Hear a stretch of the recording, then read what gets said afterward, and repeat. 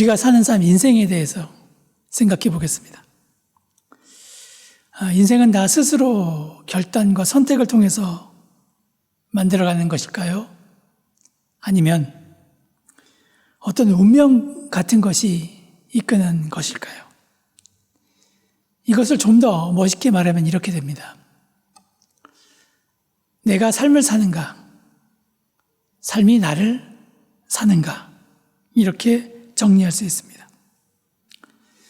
삶에서 무엇을 선택할지는요, 그건 그 사람의 자유입니다.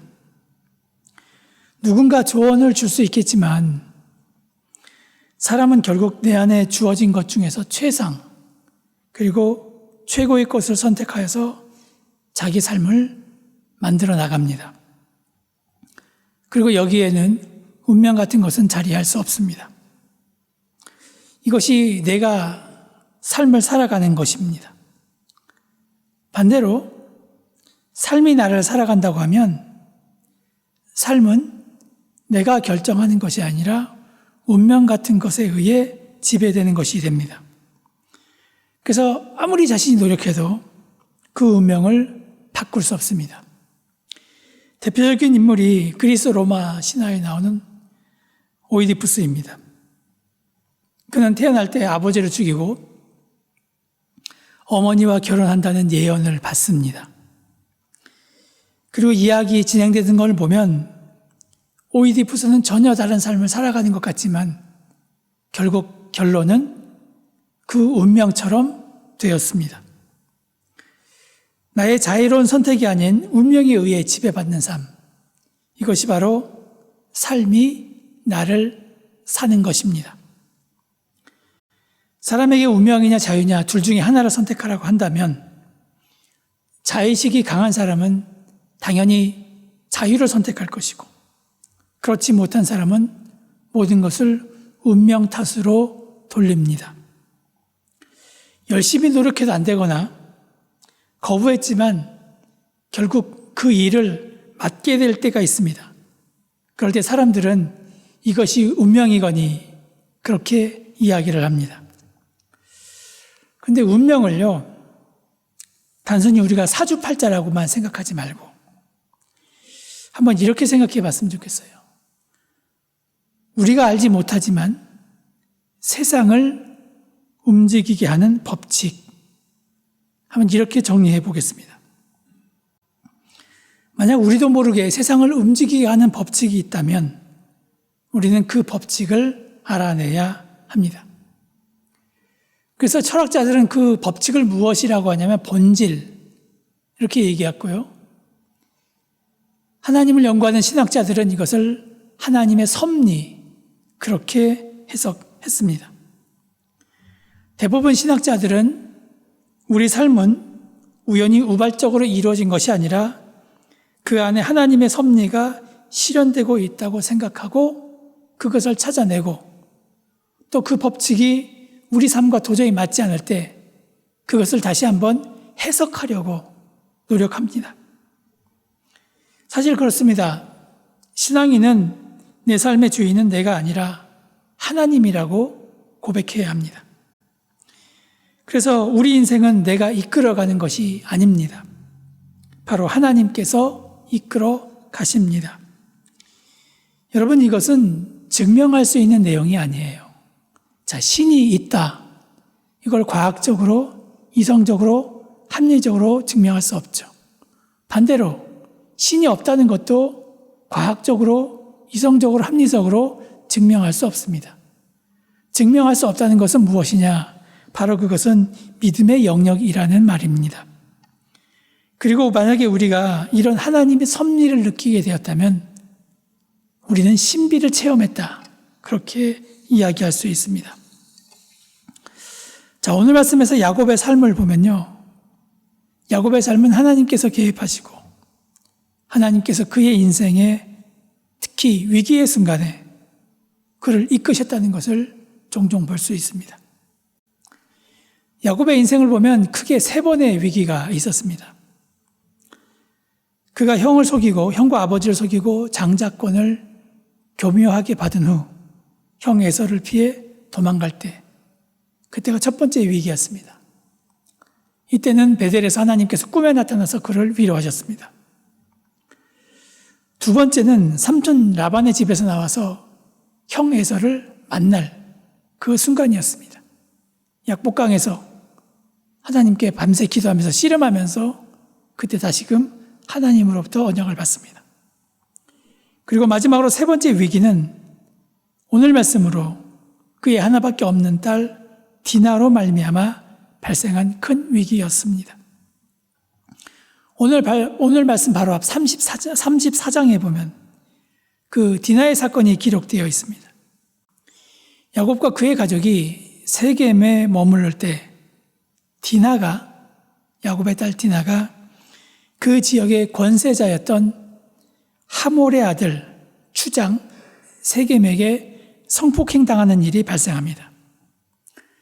그 사실을 알게 된 아들들 시므온과 레위가 분노를 이기지 못하고 복수를 다짐하는데 근데 그들의 복수 방법이 참 비겁합니다. 이제 어쩔 수 없으니까 결혼하자. 이제 그쪽에서 너무 딸 디나를 좋아하니까 결혼하자 찾아왔고 오케이. 그런데 너희들이 할례를 받아야 된다. 모든 남자들은 할례를 받아야 된다. 그렇게 이야기를 하고 할례를 받아서 가장 고통스러워할 때 시므온과 레위가 사람들을 이끌고 쳐들어가서 모든 남자를 다 죽였습니다. 그리고 이 디나의 복수 이것으로 끝나는 것이 아니라 가족을 다 죽이고 양과 소와 나귀 그 성에 있는 모든 재물을 약탈했고 심지어 하몰의 가족, 아내, 자녀까지 사로잡아 왔습니다. 디나를 성폭행한 일, 옳지 못한 일이죠. 하지만 그 복수 방법 역시 잔혹한 방법 중에 하나였습니다. 그런데 문제는 그 다음부터였습니다. 자기 동족이 야곱의 아들들에게 살해당했다는 소식을 들은 가나안의 다른 부족들이 복수할 가능성이 컸기 때문입니다. 야곱도 이것을 걱정했습니다. 잘못하면 이제 야곱과 야곱의 가정은 한순간에 멸문지화를 당할 위기에 빠지게 되었습니다. 이 사건이 야곱에게 있어서 가장 큰 위기의 순간입니다. 이렇게 위기를 느끼자 아버지가 아들들에게 한 소리를 합니다. 창세기 34장 30절에 보면 야곱이 시므온과 레위에게 이르되 너희가 내게 화를 끼쳐 나로 하여금 이 땅의 주민 곧 가나안 족속과 브리스 족속에게 악취를 내게 하였도다. 나는 수가 적은즉 그들이 모여 나를 치고 나를 죽이리니 그러면 나와 내 집이 멸망하리라. 이렇게 아들들에게 훈계 아닌 훈계를 합니다. 자, 그런데 전혀 생각하지 못한 반응이 아들들에게서 나와요. 31절에 보면 그들이 이르되 그가 우리 누이를 창녀같이 대우함이 옳으니까. 아버지, 동생이 그런 일을 당했는데 그럼 가만히 보고 있으란 말입니까? 아버지의 걱정 어린 훈계를 들은 아들들이 오히려 아버지에게 화를 내고 있습니다. 예전 같으면 정말 이거는 상상도 못할 일이죠. 예전이 아니라 우리 아버지 때만 보더라도 집안에서 아버지가 한마디 하면 아들들이 부들부들 떨었고요. 동네에서 아이들이 까불면 지나가던 어른들이 얘 그러면 안 된다 라고 하면 먹히던 시대였습니다. 하지만 지금 놀고 있는 아이들에게 옆에 있는 아저씨가 한 소리 했다가는 목숨을 내놔야 할 그런 형편이죠. 여러분, 이런 가정을 콩가루 집안이라고 합니다.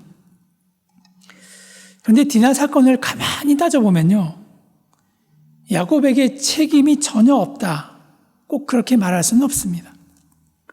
왜 그런가 하면 창세기 33장을 보면 눈길이 가는 사건이 하나 기록되어 있는데요. 야곱은 그전까지 형 에서를 만나는 것이 굉장히 부담스러웠습니다. 근데 하나님의 은혜로 말미암아 이제 야곱과 형 에서와 화해를 이루었습니다.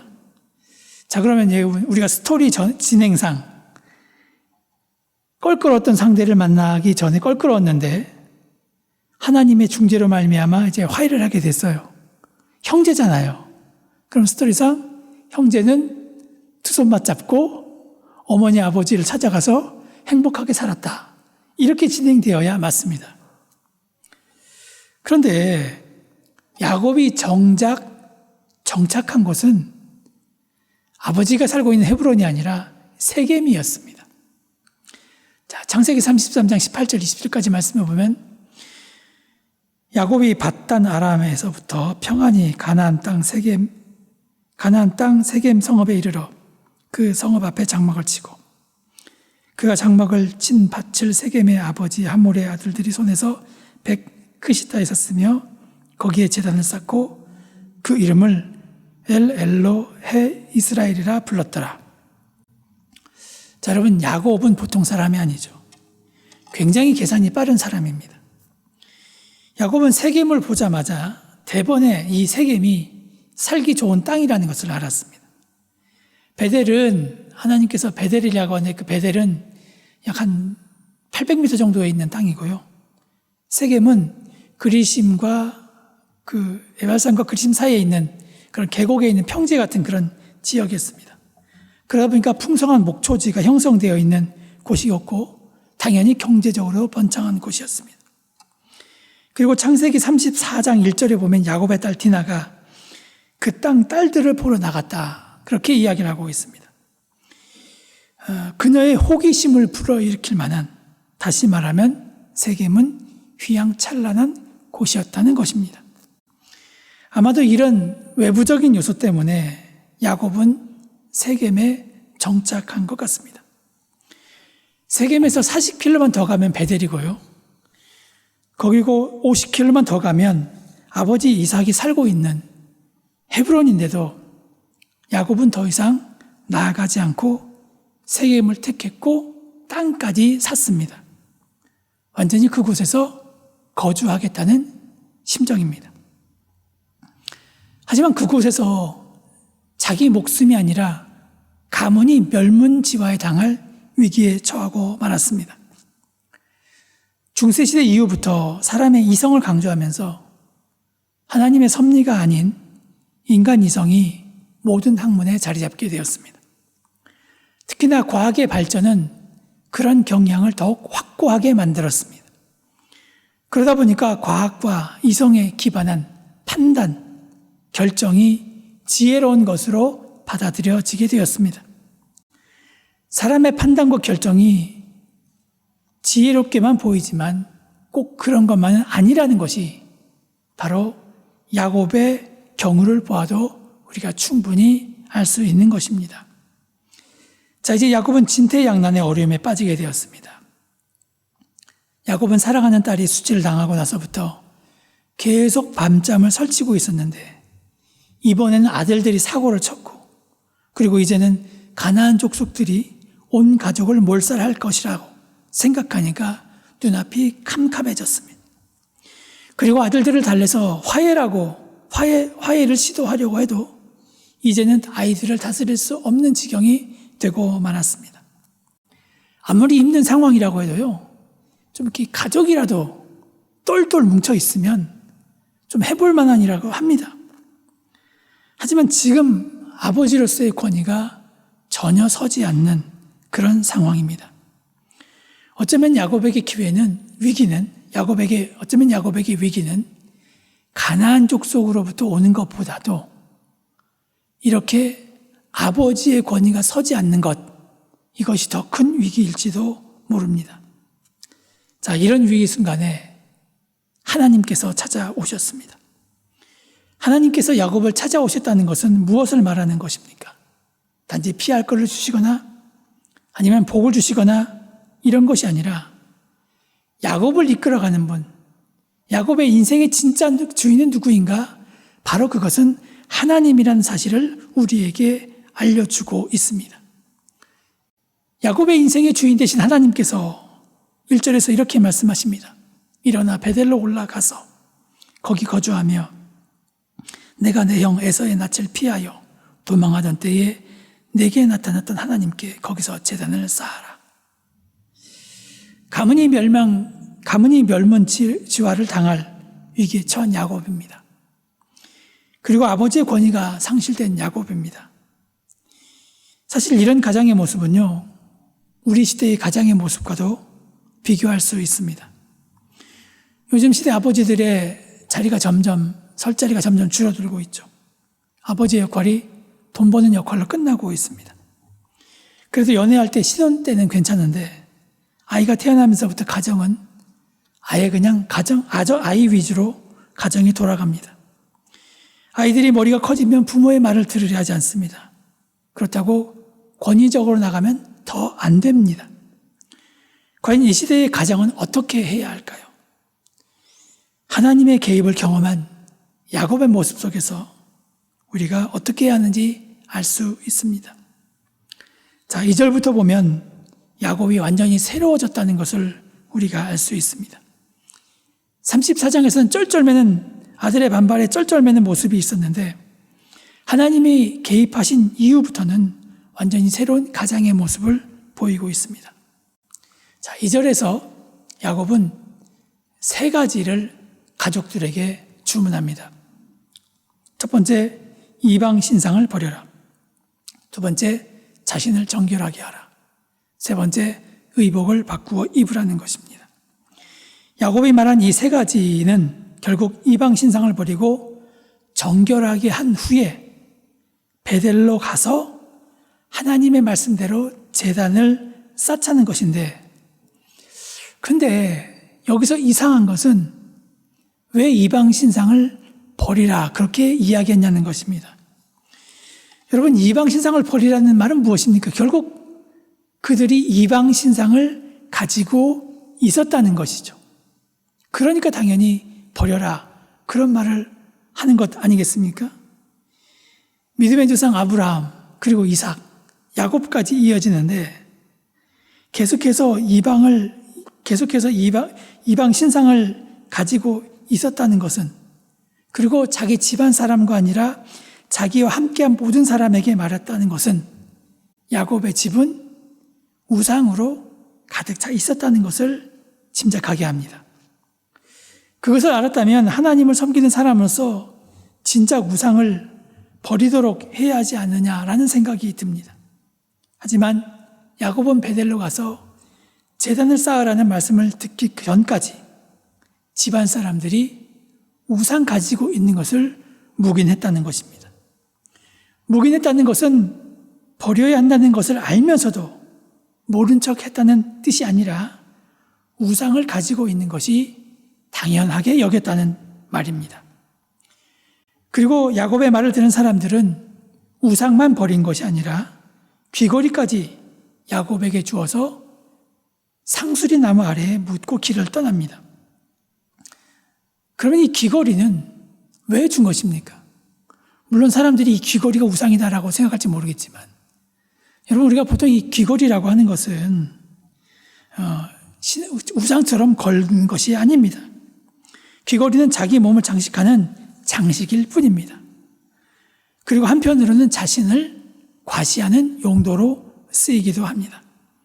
그렇다면 귀걸이로 치장하고 돋보이고자 하는 것은 결국 나 자신을 드러내는 것인데, 이것은 우상을 섬기는 속성과 다르지 않다고 말할 수 있습니다. 여러분, 사람에게 익숙한 것을 바꾸는 것은 쉬운 것 같지만 절대로 쉽지 않은 일입니다. 이런 이야기가 있어요. 예전에 교회에 쥐가 많아가지고 막 천정으로 쥐가 와싹와싹 돌아다니니까 너무 시끄러워가지고 예배를 제대로 드릴 수 없게 되었습니다. 그러니까 사람들이 뭐라고 얘기하냐면, 쥐가 고양이를 무서워하니까 예배당 안에 고양이를 두면 그나마 좀 쥐들이 무서워하면서 예배를 편하게 드릴 수 있지 않겠습니까? 라고 이야기하니까 예배당 안에 고양이를 두기 시작했고 예배를 편안하게 드리게 되었습니다. 근데 이 예배당 안에 드린 고양이가 위치가 점점 바뀌더니만은 감대상 위에까지 이렇게 두고 예배를 드리게 된 거예요. 시간이 많이 지났어요. 젊은 목사님이 그 교회에 왔는데 예배 드릴 때 보니까 고양이가 여기 있는 거예요. 이거 뭐야 하면서 치워버렸어요. 전혀 예배 드리는데 아무런 문제가 없으니까. 사람들이 난리가 났습니다. 왜 고양이 치우냐고. 이상한 목사 같다고. 여러분, 이 이야기는 물론 진짜로 있었던 일은 아닐 것입니다. 하지만 평소에 아무렇지도 않게 하던 것을 바꾸는 일이 절대 쉽지 않다는 것을 이야기하는 예화입니다. 야곱 가정에서 우상이 숭배되고 있었고 가족들은 자신을 과시하는 모습으로 살아가고 있었습니다. 하지만 야곱은 하나님의 인도를 경험한 순간 갑자기 이 모든 것을 용감하게 정리하라고 합니다. 34장에서 아들들이 반발하는데 그럼에도 불구하고 야곱은 이 모든 것을 정리해라. 이제 우리가 살던 삶은 끊어버리자. 이렇게 용감하게 나가는 것입니다. 결국 이것을 통해서 하나님에 대한 야곱의 생각이 바뀌었구나. 그것을 알 수 있습니다. 이것은 성경에 나타나지 않는 바로 야곱의 변화입니다. 그래서 사람에게 위기가 닥친 것이 꼭 나쁜 것만은 아닙니다. 위기가 아니면 무엇이 우상인지 알지 못할 때가 있습니다. 위기 상황이 신앙인에게 긍정적으로 작용하는 점은 위기를 통해서 우리에게 있는 우상이 무엇인지 알 수 있다는 것입니다. 그래서 위기를 우리에게 있는 우상을 청산하는 기회로 삼아야 합니다.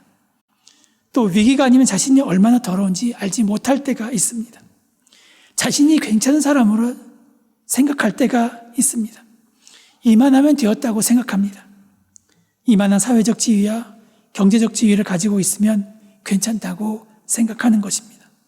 그러나 위기를 당하면 자신이 얼마나 악하고 더러운 존재인가를 깨닫습니다.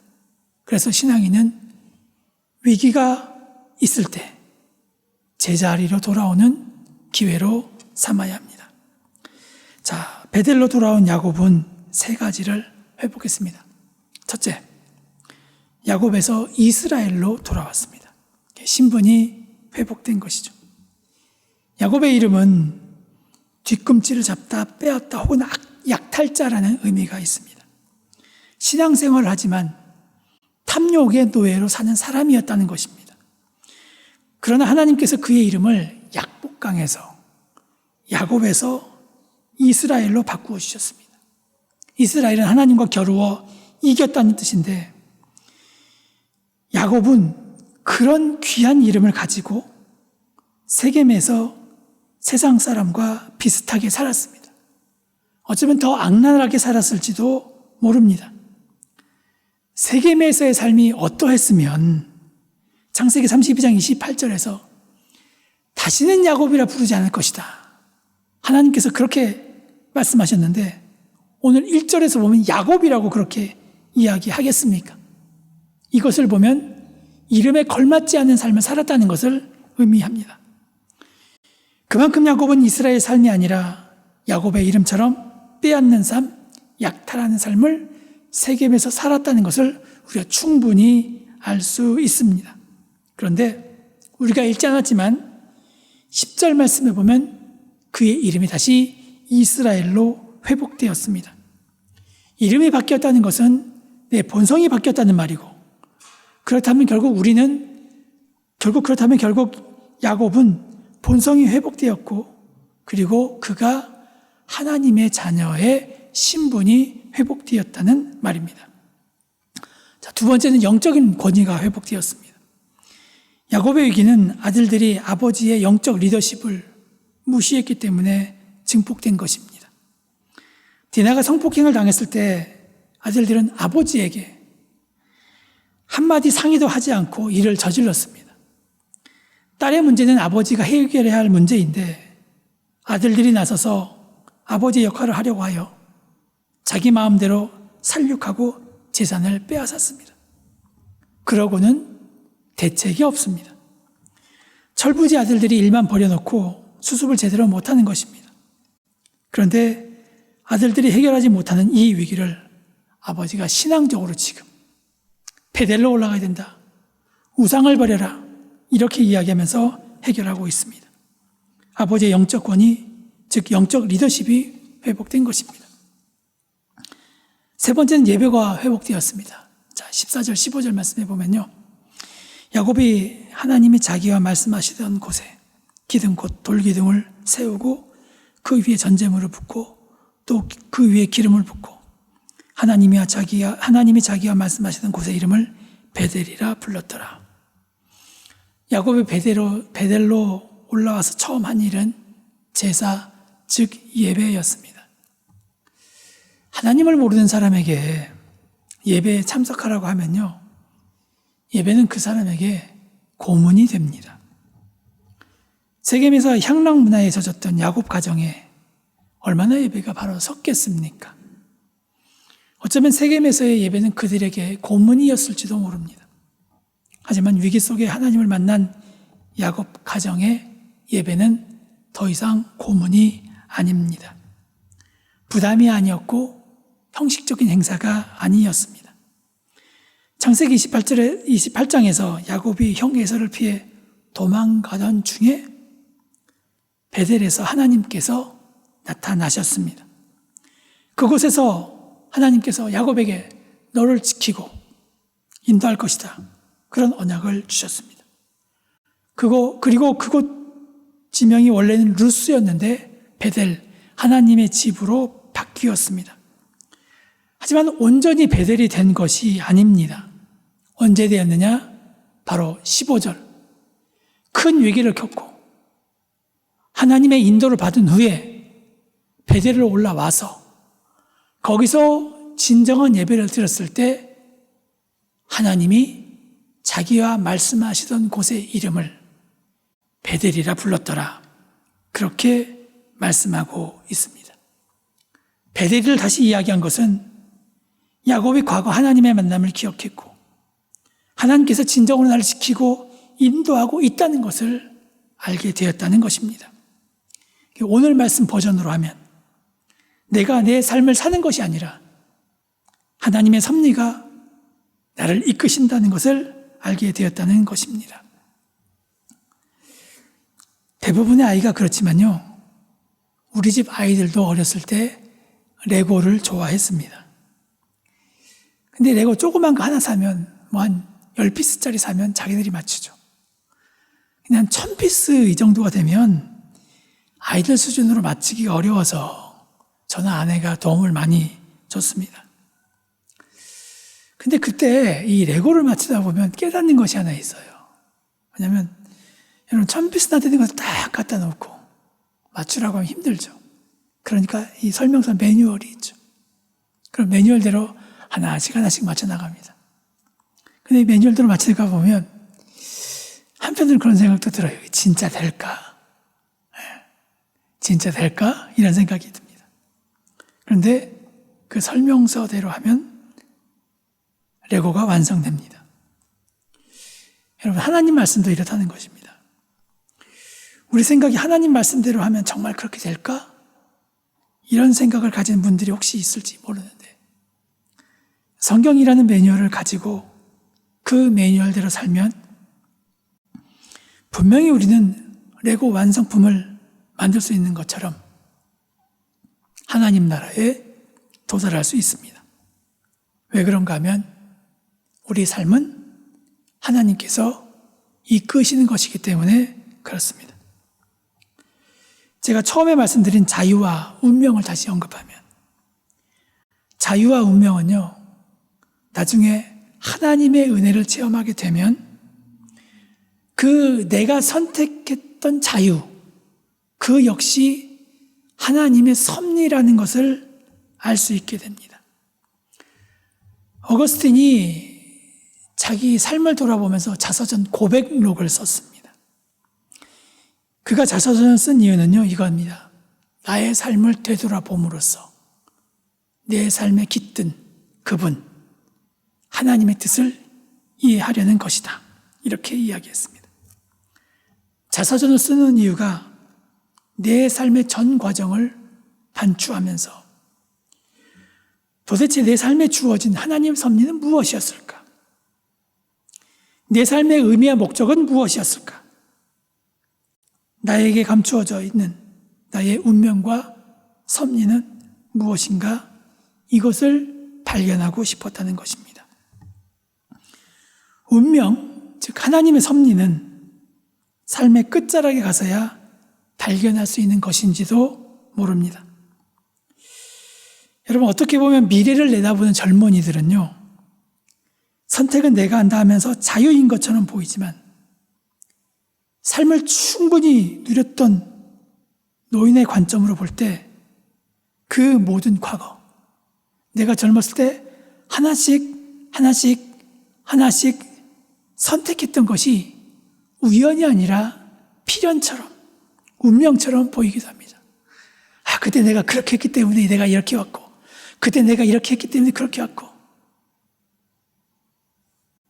여러분, 우리 인생은 나에게 주어진 그 운명과 섭리가 실현되는 과정일지도 모릅니다. 야곱의 인생을 이끄셨던 하나님은 지금 우리 삶도 이끄십니다. 모든 것 하나하나가 다 하나님의 섭리입니다. 우리에게, 하나님 은혜 안에 있는 우리에게 우연이는 없습니다. 하나님 안에서 필연입니다. 하나님의 이끄심을 알게 될 때 우리는 영적 권위도 회복할 수 있고, 지금 내가 무엇을 해야 할 줄도 알게 됩니다. 왜냐하면 하나님께서 내 삶을 사시기 때문에 그렇습니다. 나의 원대로 마옵시고 아버지의 뜻대로 되기를 바란다고 기도했던 그 예수님처럼 먼저 그 나라와 그 의를 구하라고 가르쳤던 예수님의 심정으로 내 뜻이 아닌 하나님의 뜻을 이루며 사시는 저와 여러분이 되기를 간절히 소원합니다. 기도하겠습니다.